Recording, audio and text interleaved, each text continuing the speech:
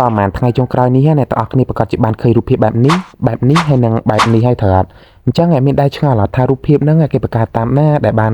ទៅជារូបភាព anime ស្អាតអញ្ចឹងណាឥឡូវយើងត្រូវការមានកម្មវិធីមួយដើម្បីយើងធ្វើរូបភាពហ្នឹងចេញមកបានណាឥឡូវយើងចូលទៅកាន់ Play Store ហើយយើងវាយពាក្យថា Chat GPT ហ្នឹងខាងលើហ្នឹងនេះយើងអូសចុះមក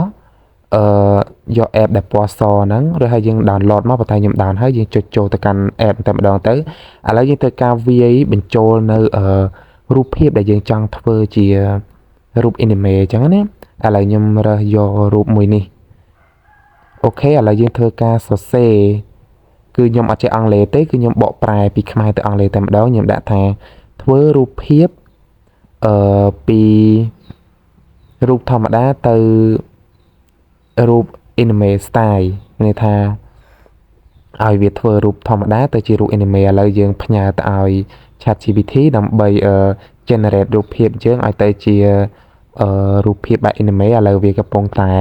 ចាប់ដើមហើយយើងអាចចាំមួយសន្ទុះដែរប្រហែលជាមួយ1ទៅ2នាទី